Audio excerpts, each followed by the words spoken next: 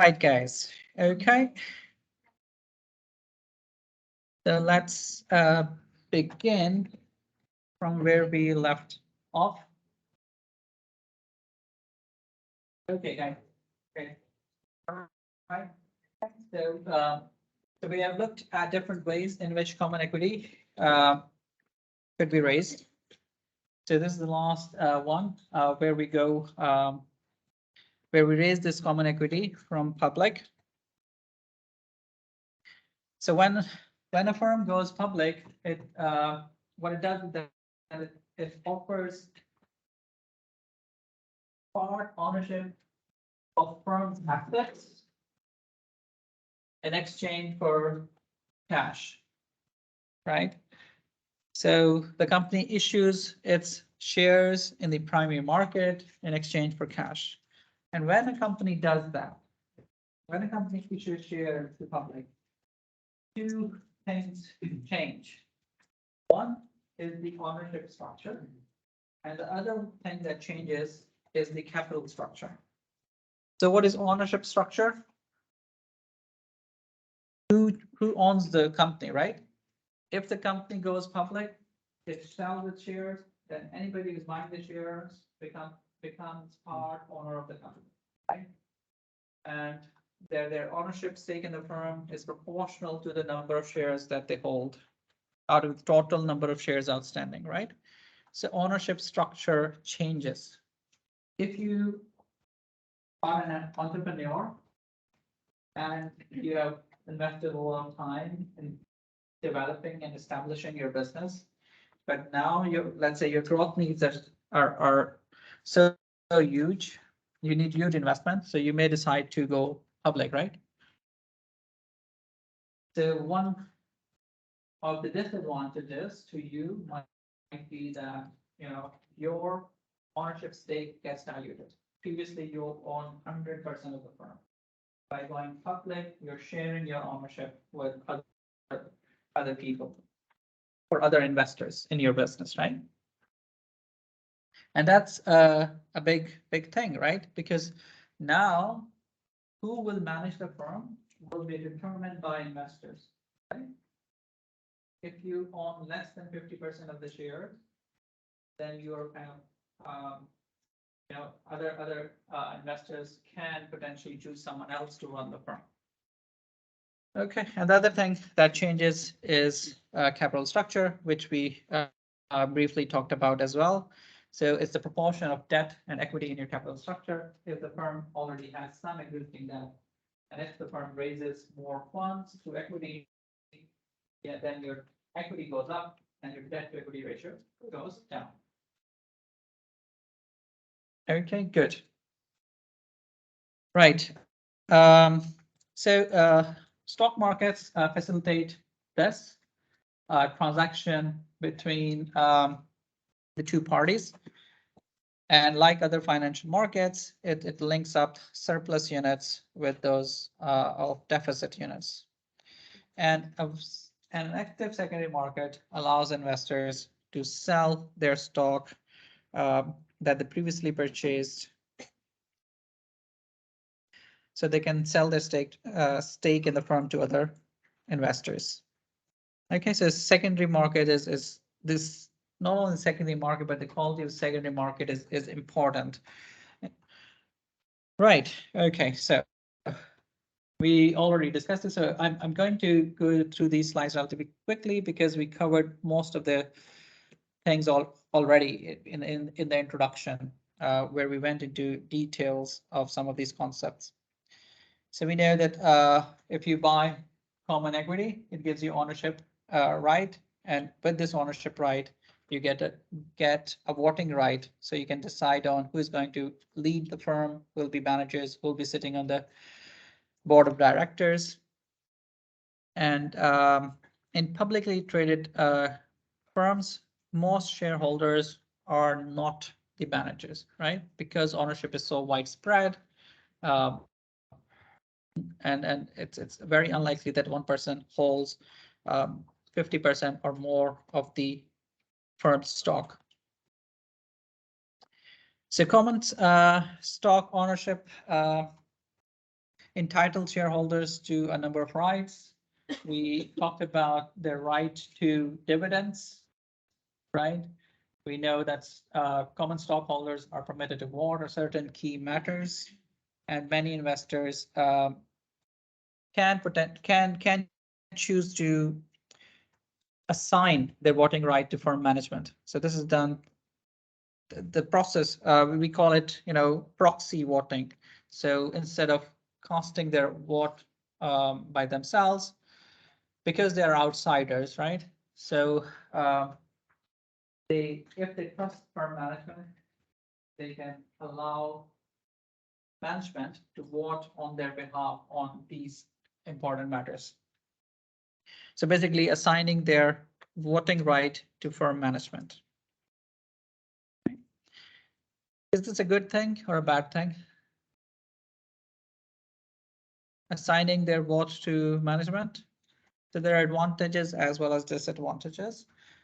The advantage is because management runs the firm, they know the firm a lot better than you do, right? So the implicit assumption is that managers would make decisions that would be in the best interest of shareholders, right? They're being insiders, they know what they're doing, and they'll use the proxy votes in the best interest of the shareholders. The downside is that there could be conflicts between managers and shareholders, right? This is what we call agency costs, right? So managers might have diverging interest as compared to shareholders, right? Shareholders may want something else, managers may want something else, right? If there are differences in what the two groups want, then managers can use these votes in their self-interest, into they can vote in a way that benefit themselves rather than benefiting the shareholders. Okay. So we looked at preferred stock as well. So these are some of the characteristics that we talked about earlier as well. So preferred shareholders do have an ownership stake in the firm. They get compensated only when the firm generates earnings. As I mentioned earlier, there is a cumulative provision on most preferred stocks, right? So firm cannot skip these. I mean, if it's skipped in the year, in the 1 year, it must be paid in the following years. And because dividends on preferred stocks can be omitted, a firm assumes less risk when issuing it than when issuing bonds. So given that the riskiness of preferred stock is between bonds and common equity, so the return offered, the preferred dividend rate that's offered on preferred equity is between the return offered to bondholders and the return expected by common equity holders. Okay, so this is what we already talked about as well. So preferred dividends are not tax deductible for the firm. So that's one of the disadvantages of using preferred equity. You don't get any tax shield. Okay, so how stock market facilitate corporate financing decisions. So as we know that, the stock markets link up surplus units with those of deficit units. So those who have additional funds, they can rechannel those additional funds to units which are in deficit. So those who have investment needs, the capital markets can link up the two units together. So individual investors can also participate. They can participate in stock market either directly or through an institution, such as a mutual fund. So individual investments are quite large in the stock market. So they account for roughly 50% of the total investments in the stock market. But because these are like small investments by so many individuals, they're trading, unless it's like unless it's And it's a consolidated sort of effort, right? Where all individual investors trade in one direction, right, or the other. They are unlikely to influence the stock prices, right? Because on an individual level, the size of the trades is relatively small. Whereas institutional investors can the affect the prices significantly simply because of the size of their trades, right? So they can buy and sell in huge quantities. As a result, uh, they can potentially affect the price of a stock when they engage in trading. Okay, so let's look at the process of going public.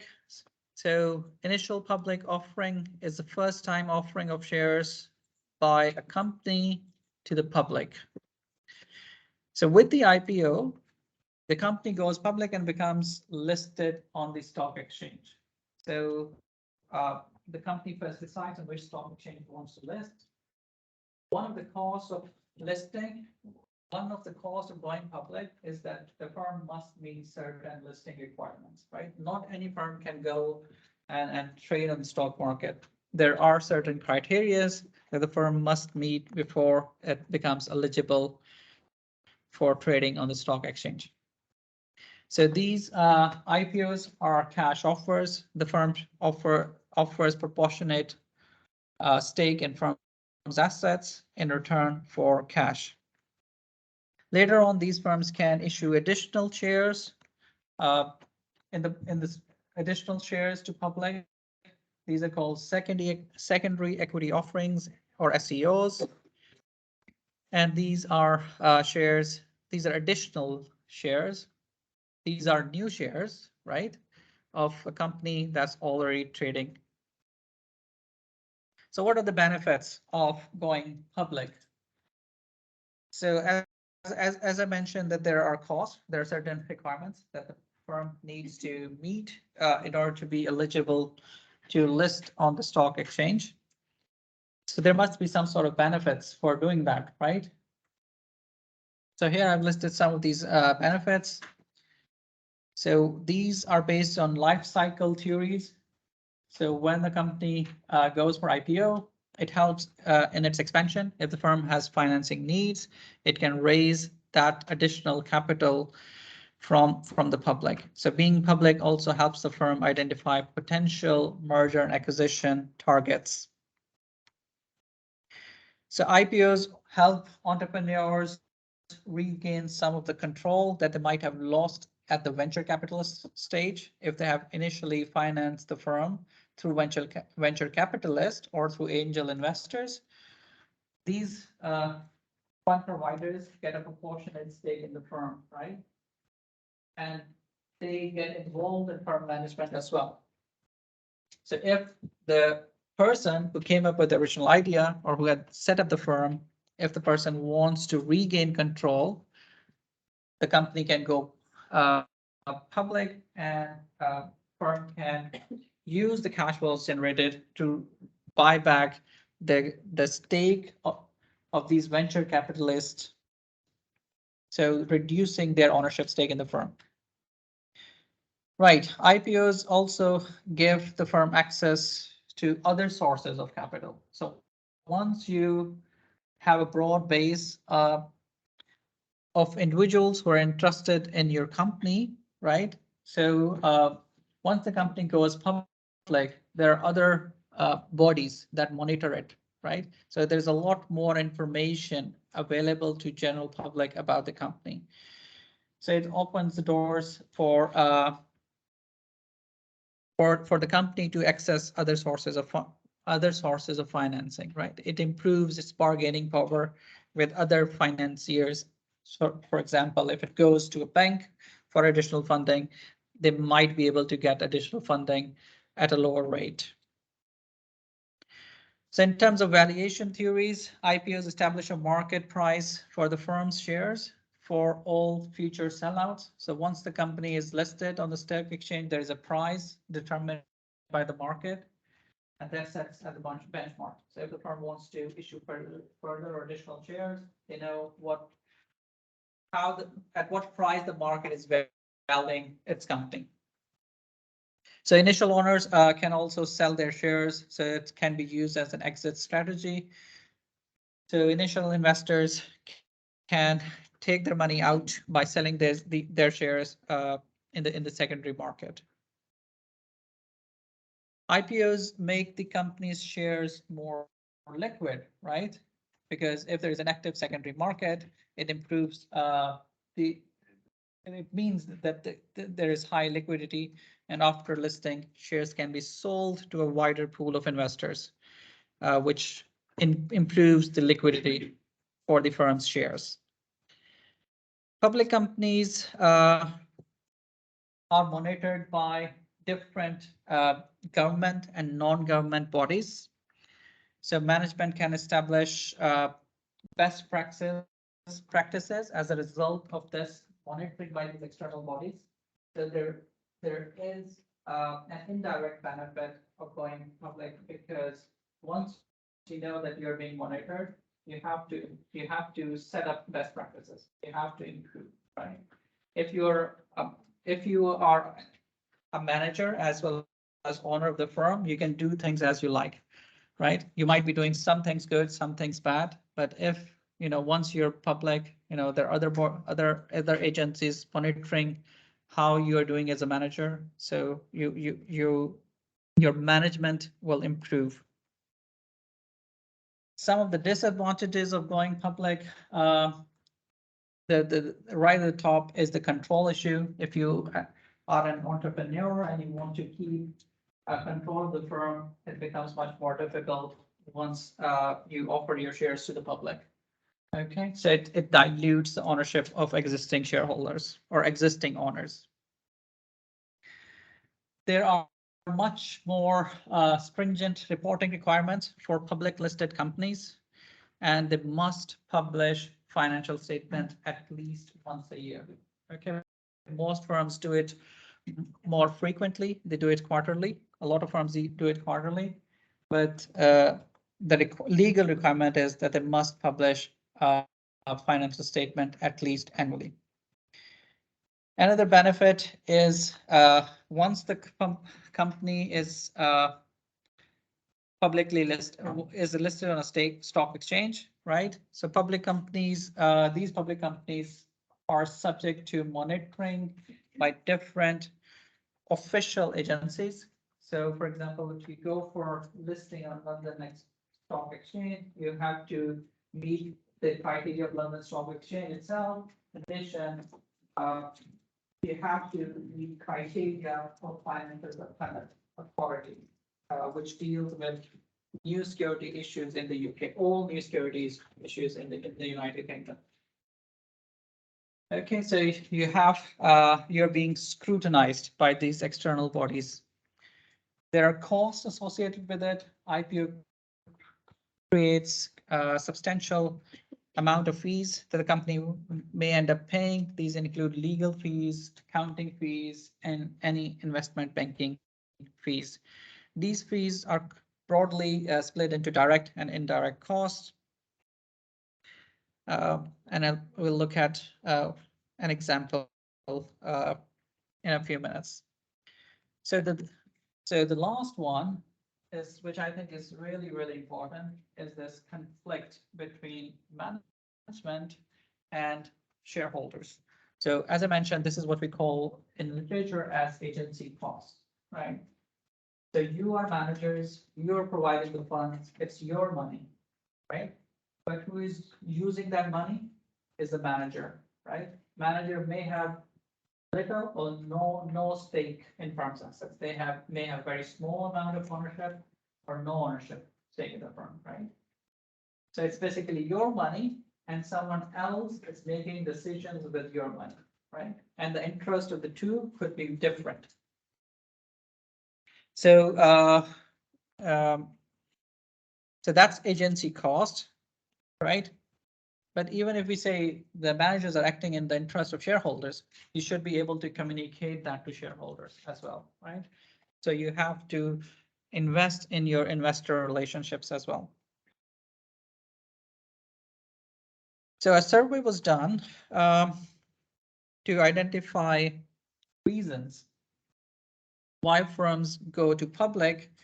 And if you look at the result of these surveys, the number one reason is to gain additional financing, right?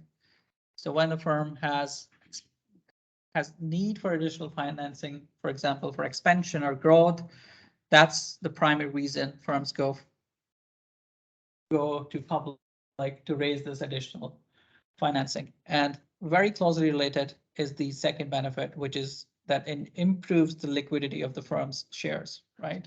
Because now you have access to a much wider pool of potential buyers or investors. Then all others are, have much lower priority, right? And in terms of the disadvantages, the single most important disadvantage is that it makes the company suddenly open to public scrutiny, right? Which not necessarily is a bad thing, right? Which is not necessarily a bad thing, but that's what the managers believe. Why? What's the greatest disadvantage of going to public? One main reason that it could be seen as a main disadvantage is because there are a list of rules that they must follow, right? There are standard rules and regulations, and there are costs associated to fulfill those requirements. Okay, so it is a costly thing to do. So here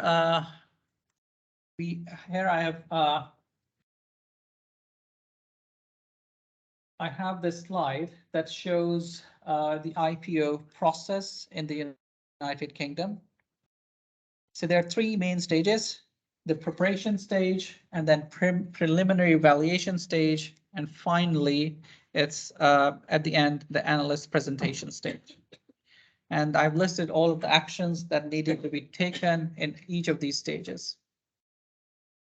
So if you are an entrepreneur, and if you want to go for IPO, so this is your main objective, right? Your key objective is to maximize the IPO price so that you can get the maximum value for your firm. Okay. So how can you do that? You have to meet certain criteria or take a number of actions, right? The first thing you need to do is to appoint a sponsor and advisor.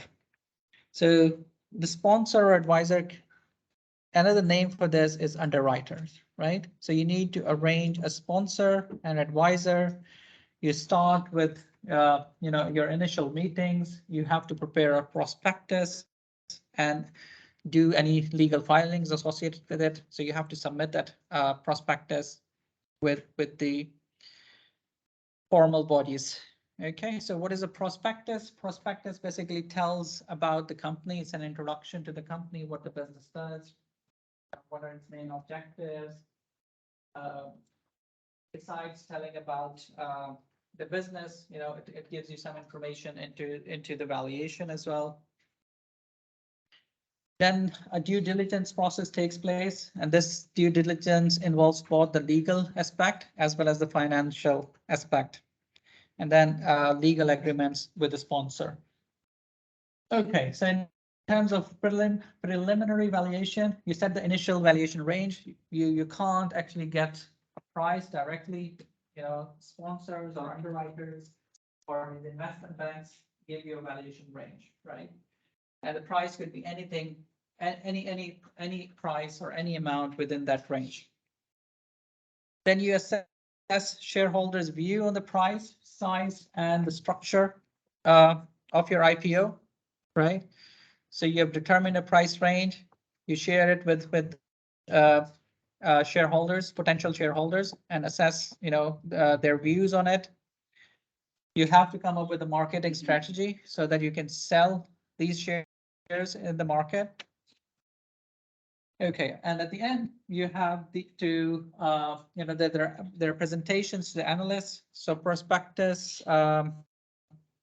So you make a presentation to analysts, and this is at an advanced stage. Once you have done these two steps, so there is another due diligence that takes place, and it's much more comprehensive because these are specialists who look into your prospectus and any financial data that you provide.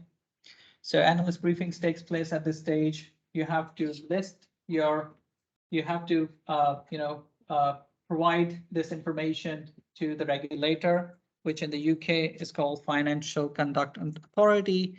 Previously, it was known as UK Listing Authority. Okay, so that's the primary agency from which you need to take approval before you can go to public.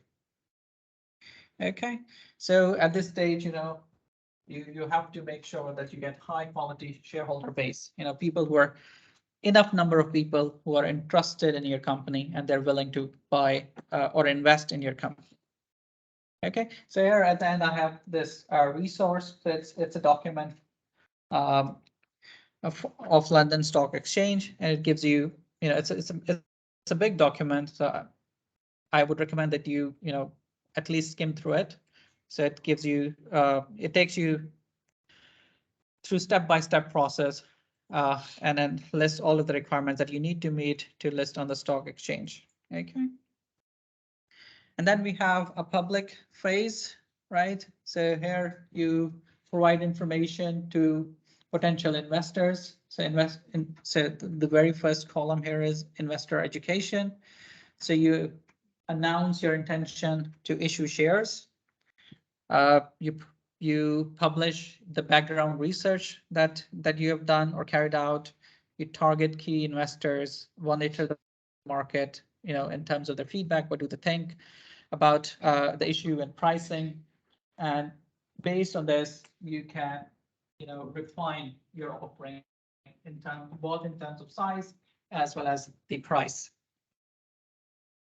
Okay, if everything goes well, your next stage is book building, right? Where you go for management roadshows. Management goes to different conferences to market their firm.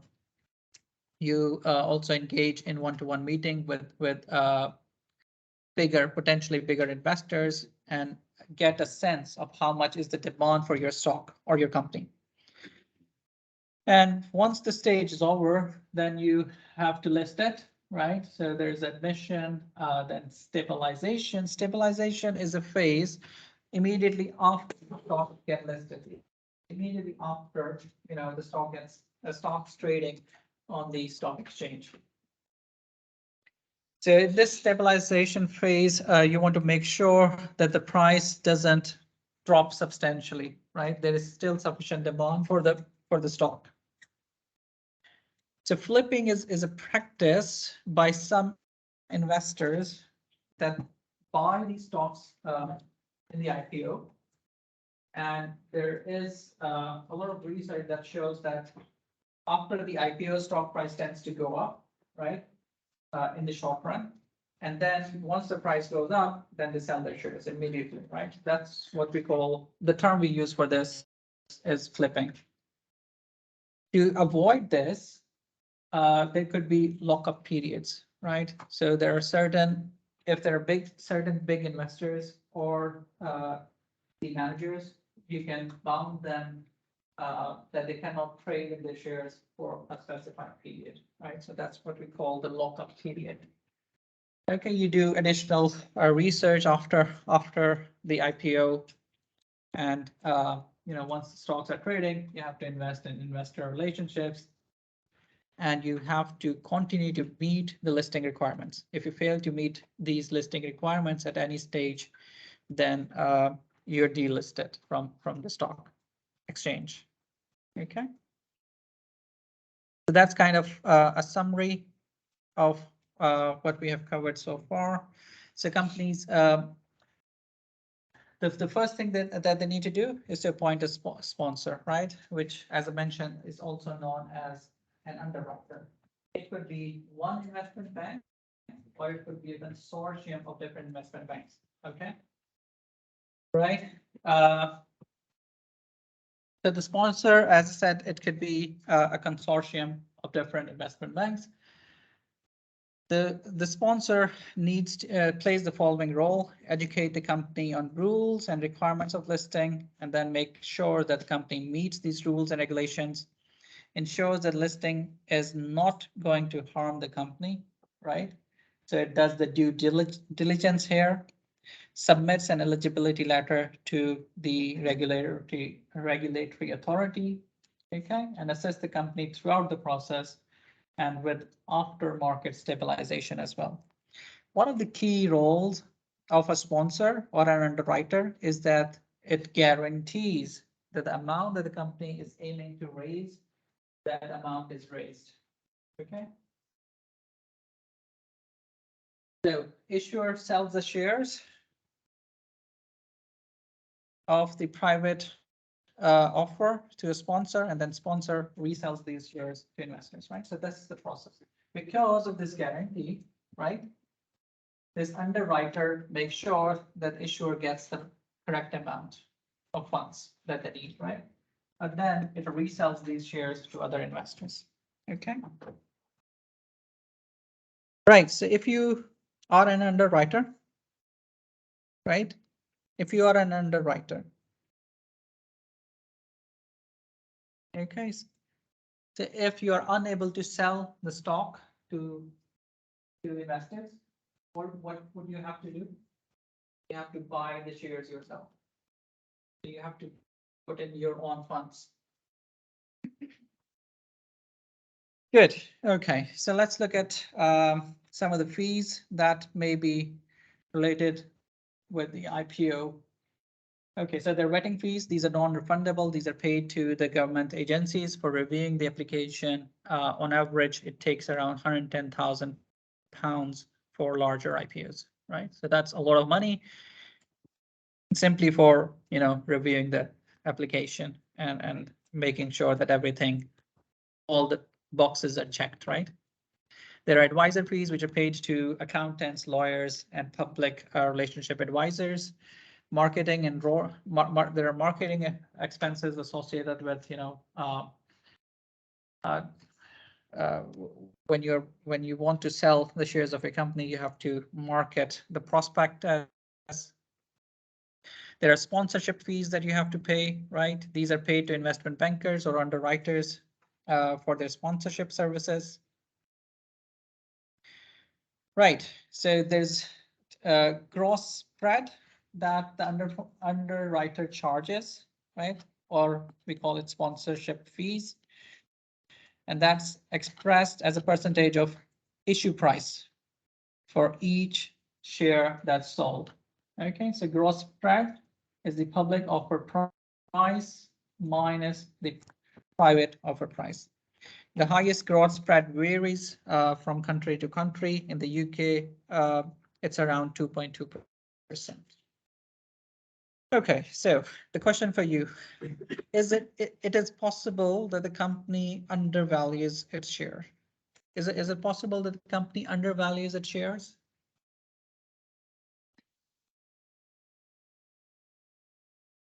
Yeah.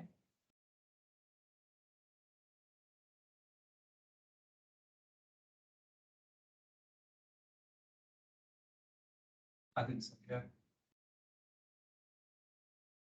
Why would you undervalue your share? It makes no sense, right? You are a manager, sorry, you are the owner of the firm, right? And you want to go to public, right? Let's say the fair price is £10 and you're charging 8. Why would you undervalue your share? Which means on every share you're losing £2, right? That's the value to you.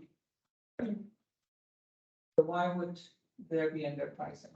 So it's like leaving money on the table, right? So for £10 and then you, instead of taking 10, you pick 8, right? So on every single share, you're leaving £2. So you're right, which is possible, right? But why someone would do that?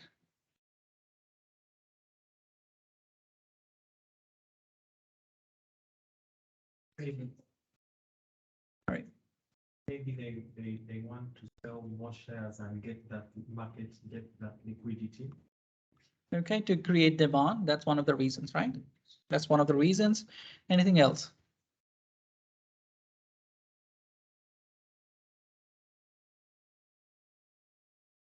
No? Okay, good. If there's nothing else. But if you think about, if you're an underwriter, right? If you're an underwriter, it's basically your responsibility to sell the shares, right? If you don't, if you set a too high price, you don't get enough interest in stock, right? And you would end up, paying for it, right? Okay, but that may be the correct price, right? That may be the correct price, but because an underwriter risk goes up, right? Okay, good. So here is an example. So Cube company has recorded a large expansion and decides to go public. The offering price is £5, and the offer is for 1 million shares.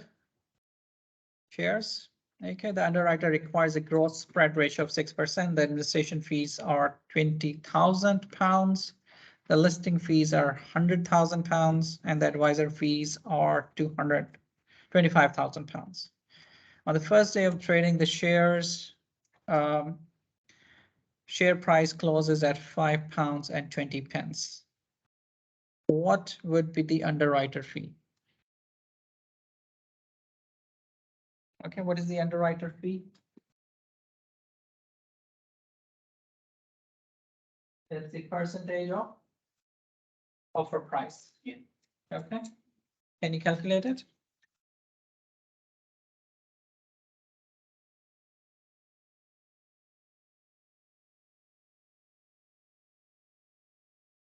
Okay, so it's the percentage of offer price. Offer price is £5. 6% of 5 is what the underwriter would pay times the total number of shares outstanding. Oh, sorry, total number of shares shares to be issued, right? So that amounts to £300,000. Okay, that's a lot of money, right?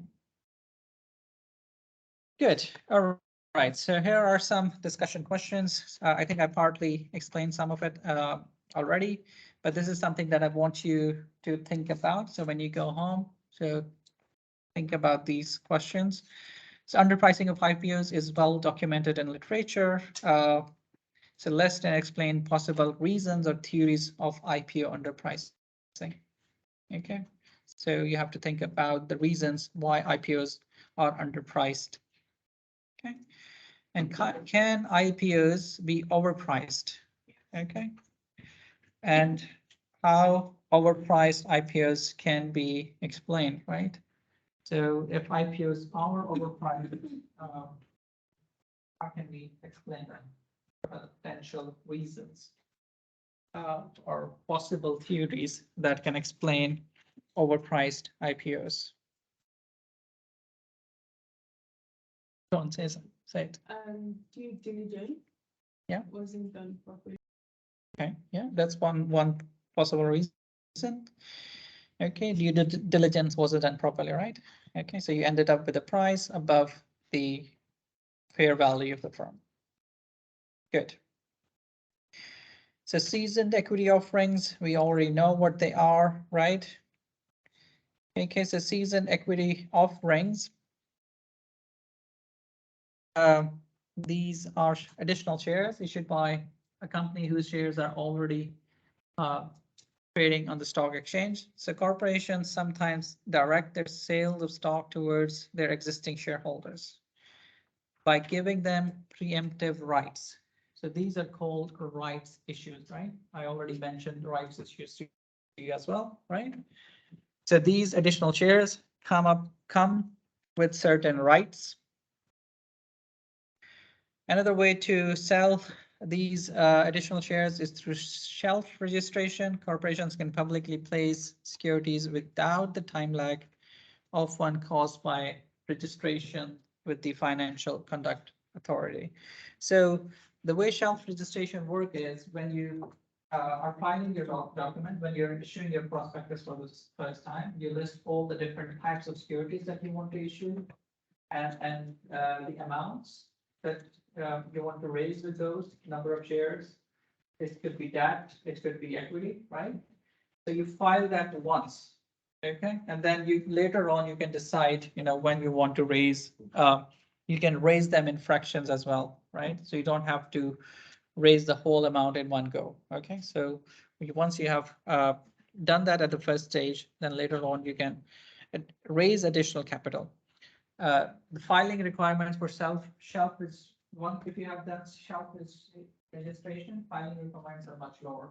If there is any material change to your business, then you submit a document at each issue with the financial conduct authority. So you don't have to do the all of the paperwork every single time, but only, submit a small piece.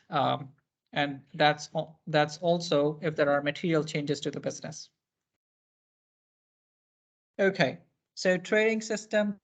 So in the next few slides, we'll look at how secondary markets operate. Again, given the time constraint, I wouldn't go into too much detail. A lot of it is self-explanatory, right? So it's something for you to read, basically. Right. So I'll go through this relatively quickly, right? So trading in shares are organized in two basic forms. These are through organized stock exchanges or through over-the-market, over-the-counter markets, right? Over-the-counter markets, the main difference is these are private deals, which are normally done through a telecommunication network. Organized stock exchanges have these trading floors, right, where traders meet in person to conduct the transactions. There are two broad types of these: the floor brokers and the market makers. Floor brokers are the ones who actually go in the stock exchange. They carry out the transactions on their client's behalf. The clients are called dogs, right? So it's the dogs who make the decision, which stock they want to buy and which stock do they want to sell. The floor broker, does it on a commission basis based on the transaction. So the floor broker simply carries on the orders of the individual who is making these buy and sell decisions. So the other type is these market makers. So market makers are ones who actually buy the securities themselves as well. So they have a stock of securities, right? So they can match buyers and sellers together, given that they have a stock, right? So if there's a demand for it, they can sell it from their stock. And, if they have money, they can buy stock from their own account as well. So these are previously referred to as specialists. Now these are called market makers. And the main way that these market makers earn money is through the difference in spreads, right? Their buying price is different and their selling price is different. Okay? A very classic example of this are these currency exchangers, right? If you go to buy dollars for them, they quote you one rate for buying and quote you another rate for selling, and they have a stock of currencies, right? So these are called market makers. So there is a YouTube video link that you can look at when you have some time, and that takes you to New York Stock Exchange floor, and then it shows you how the transactions take place. So floor brokers, I think I've already explained it. So these are licensed. They need to have a license to be a floor trader. These are typically employed by brokerage houses, and they execute orders on the floor based on their clients' orders.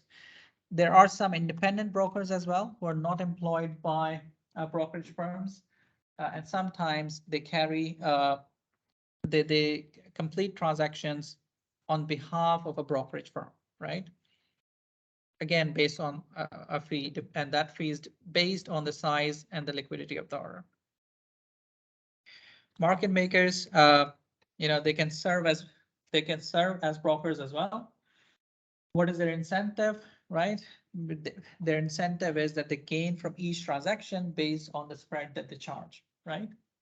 In addition, they can buy and sell specific stock in their personal account and making a market for the stock as well. So these provide liquidity to the market, right? And also this it serves as a way to manage their risk. Right, over-the-counter market, as I mentioned, these are not okay, over-the-counter markets. These transactions here take place through a telecommunication network, right? So Nasdaq is a typical example of an over-the-counter market. So stocks not listed on organized exchanges are traded through such over-the-counter markets. So rather than trading stocks in an auction format, they trade on an electronic network where bid and ask prices are set by the market makers. So the market makers are the one who will determine the prices in the market, right? So the market makers are large investors who have a stock of different shares, and they benefit from this from the spread that they charge based on whether the transaction is a buy or a sell. This is how a typical transaction looks like. It provides you the following information. It provides the percentage change, year-to-date percentage change in stock price, right? It shows you the highest price in the previous 52 weeks. It also shows you the lowest price in the previous 52 weeks, which is like a year, right? It gives you the stock name and the stock symbol. Another name for this is ticker, right? It shows you a ticker symbol of the stock. It provides you information about firm's annual dividend that the company has paid in the year, and that dividend is also represented as a dividend yield. What is dividend yield? Dividend divided by which price? The current price, right? Very good. And then you have information about price to earnings ratio. Okay, so it shows it's a ratio, right? Price to earnings ratio. So you have price in the numerator and you divide it by firm's earnings to get a price to earnings ratio. Price to earnings ratio is often used in firm valuation. Okay, so valuation could be based on price to earnings multiples. There could be other multiples as well, but price to earnings is very commonly used in firm valuation. Then we have information about firm's trading volume, and these are represented in hundreds of shares. Okay, so it shows, and this information is important because it shows you the liquidity, right? If there is a lot more shares are traded, your trading volume will be higher, which reflects the liquidity. It tells you the last closing price as well. So, and then net change in the stock price on the previous day's price. Okay, so that's the information that you see on a stock exchange. So there are like hundreds of stocks, and then you'll see this information for each of those stocks. Okay, so this is kind of summary what I already explained. Okay, so let's look at stock valuation. So how do you think the stock should be valued, right? So in financial markets, stock valuation is the method of calculating the theoretical price of the firm, right? So the process or the underlying principle is exactly the same as we have learned in the previous 3-4 weeks, right? So what is the value of a firm? The value.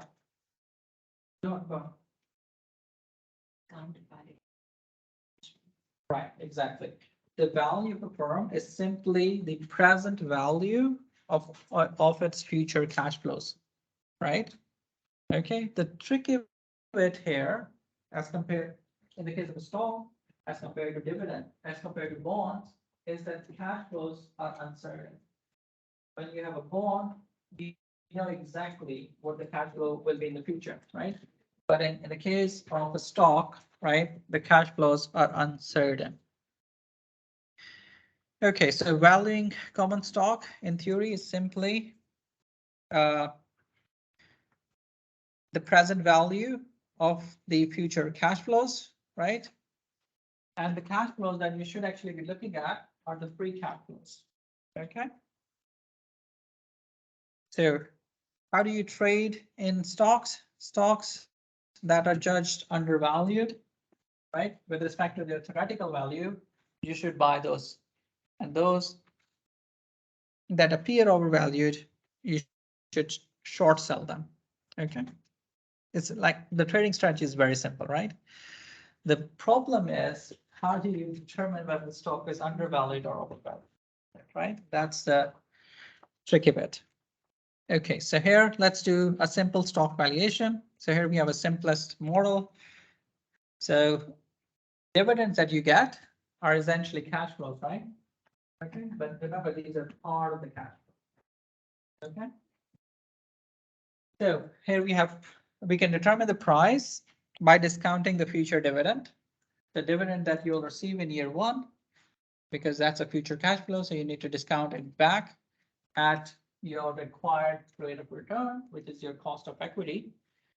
But in addition, there will be a new price at the end of the year, right? So that's a new price. So you need to see what's the value of that in today's terms. So you discount the future price as well. Okay. Yeah. Is it dividend the first divided by that complete bracket plus 1 plus? P over all? No. Is it dividend over all of this?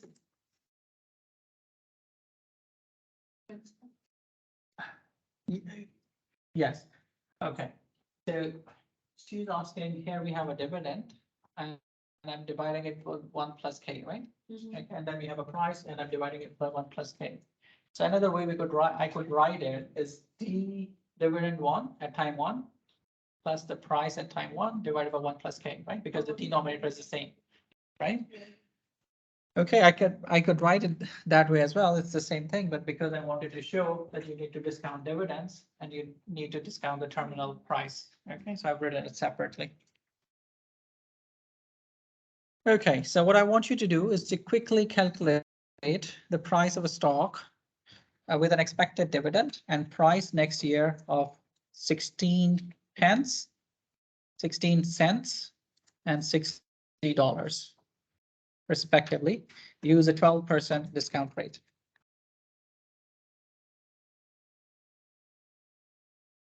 Okay.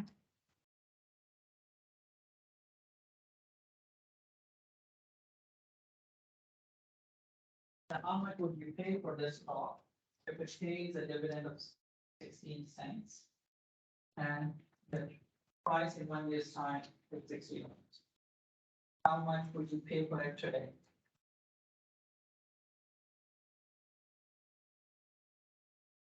Okay, you got it?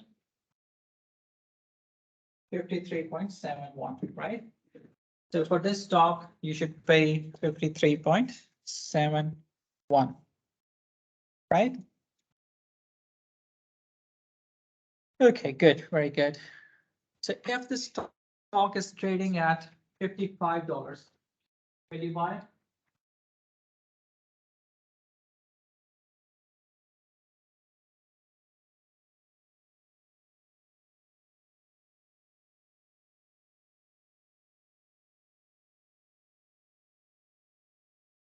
Good. What will you do? If it's trading at $55, then it means it's overvalued. Its price is 53.71. So you should not buy it, right? It's overvalued.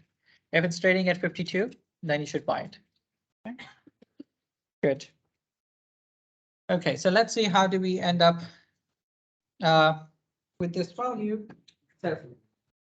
So if you look at this, this is just 1 year model, right? So the top will not cease to exist after 1 year, right? It will be there as long as the firm is there, right? So it will continue to exist. So we can expand this, right? So the price is simply the sum of all future dividends from time 1 to infinity, right? Discounted at the required rate of return. Okay, so that's an abbreviated form through reflect the price. It's the present value of all future dividends discounted at the required rate of return.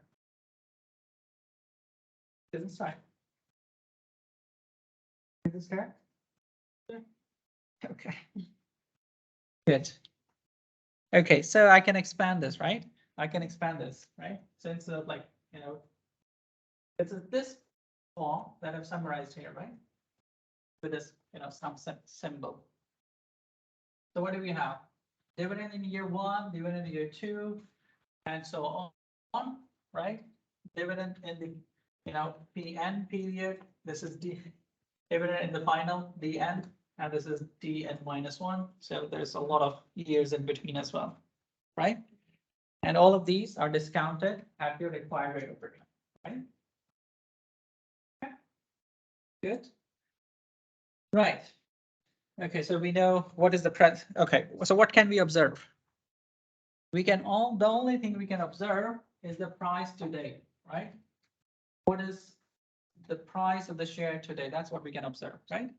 D1, D2, D3, and so, and further dividends, all of these are unknown. These are future cash flows. PN is the price at the end of the time period N of the share.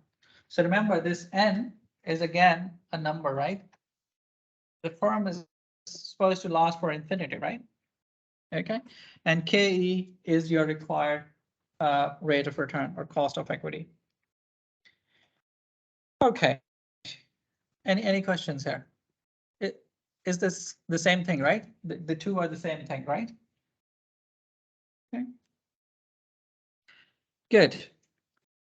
Okay, so what are we going to do next is that because it's such a large number, right? Okay, so if, for example, so look, this price at period N is so far into the future, right? It's so far into the future that its present value term is close to 0, right? Negligible. Okay. So if this is like 10,000 years from now, right? That's close to 0, right? Okay, so if Pn is far in the future, it will not affect P0, right? Because in present value terms, that's negligible, right? So finally, taking the final time period N off to the distant future, we find that the investor is entitled to all future dividends. Okay, and the valuation formula looks like this, right? So it's the dividends that you receive in every single year for an infinite period of time, right? Okay, so the share value is simply the sum of present value of all of these future dividends now. Okay, as I said, in this formula, if you look at this, we have a lot of things that are unknown. The only thing we know is the price today. We don't know what is D1, we don't know what is D2, and so on, right? We also don't know what is your required rate of return, right? So in fact, the only thing as we already determined, the only thing we know is the current price. So what are these D1 and D2, right? Okay, so how do we determine that? We need a way to determine what the future dividends would look like, right? So we make a gross approximation. So we make this gross approximation that the dividends would grow at a constant rate G. Okay, so every year dividends would grow at a rate G, right? So the next year dividend would be this dividend today times 1 plus G, which is the growth rate, right? So that gives you the next year dividend. And then D2 dividend in the second year would be the first year dividend times 1 plus G, because this G is constant, right? Okay, another way to write the same thing is that you use D naught, but you square this term to reflect that this is for the second year. Okay, and so on, right? Okay, so dividend for year Q will be D naught 1 plus G to the power Q. Okay. Good. Right? Can I say this is the future value formula?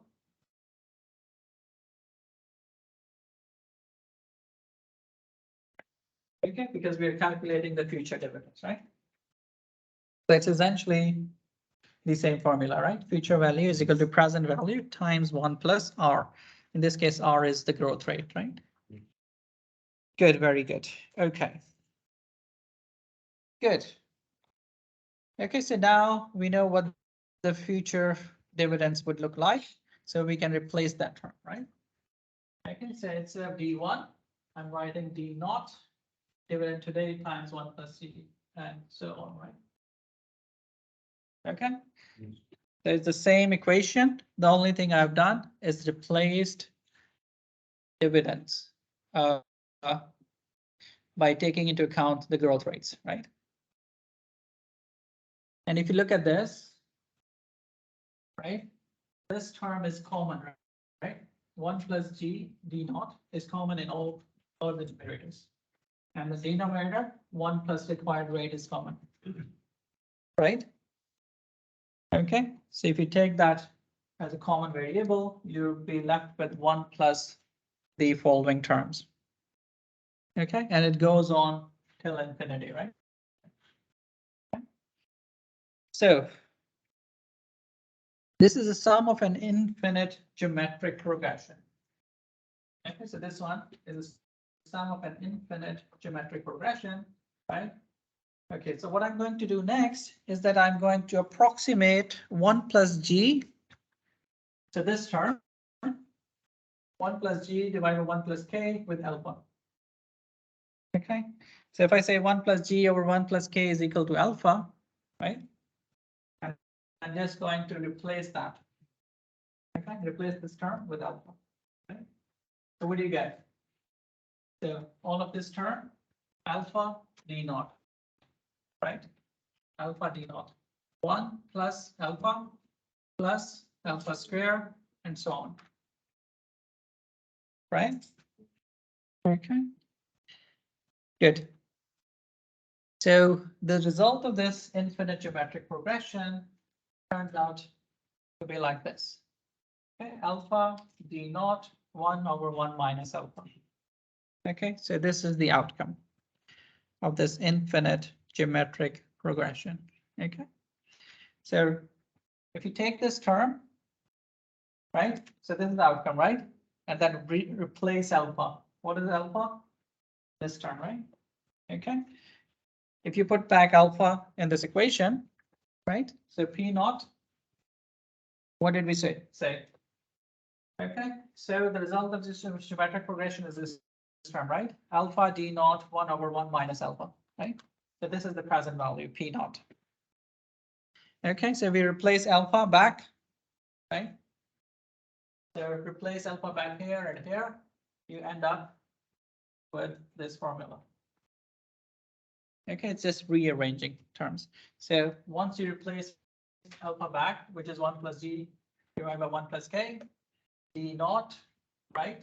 And then you divide 1 minus this term again, right? Once you convert division into multiplication, these term reverse, right? So if you look at this equation, this term and this term cancels out, right? So what are we left with? 1 plus G D naught divided by KE minus G, right? So this is what we have here. And what is 1 plus G times D naught? It's D1, right? So that's what we have, D1 divided by KE minus G. So if there is a stock that pays dividend for an infinite time, and the dividends are assumed to grow at a constant rate G. You can value that by taking the first dividend, which is D1, and dividing it by your required rate of return minus the growth rate of dividends. Okay, that will give you the value of the stock. So this is what we call the Gordon's growth model. Okay, so where dividends are assumed to grow at a constant rate G. What do you think is the appropriate growth rate? 1%, 2%, 5%, 10%, 10%.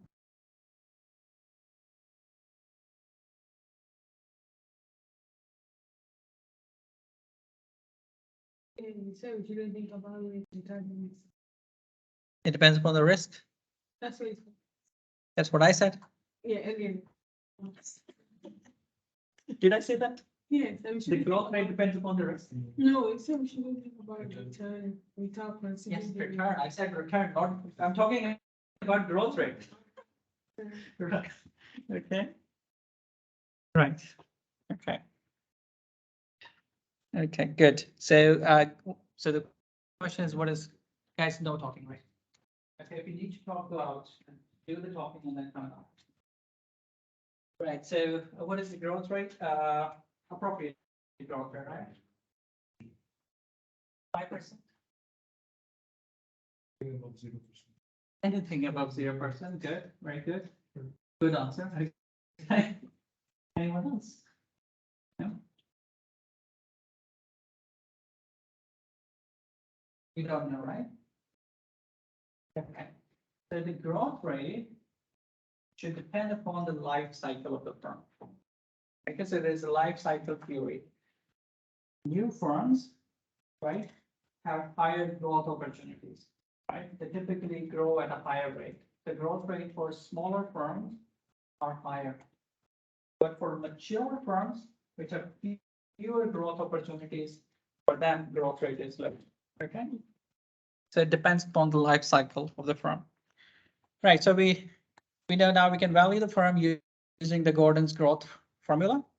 And we can also, an alternative way, as I mentioned earlier, while talking about the different, while talking about the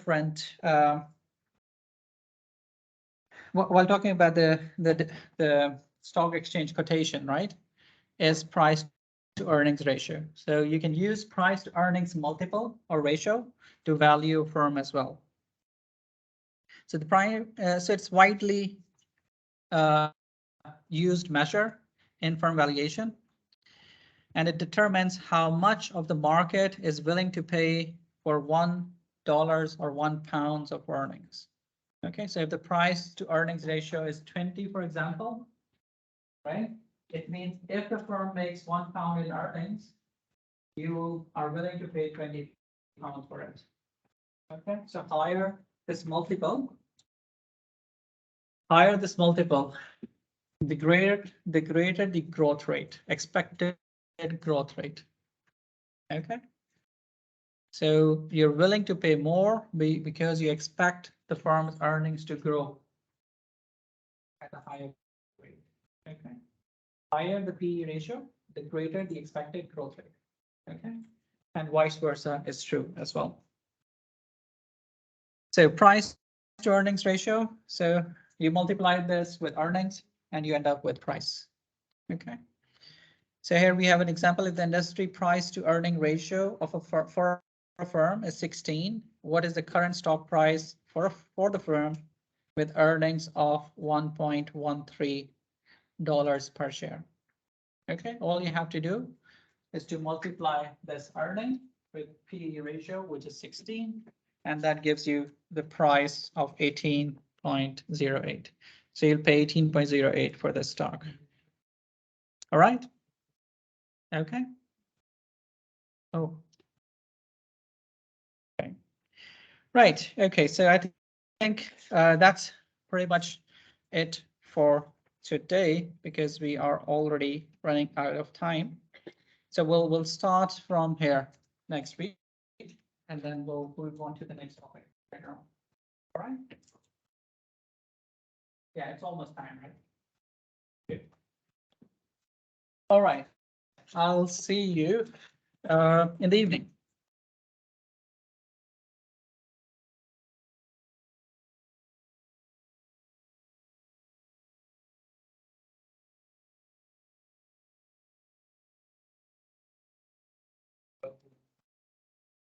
Good.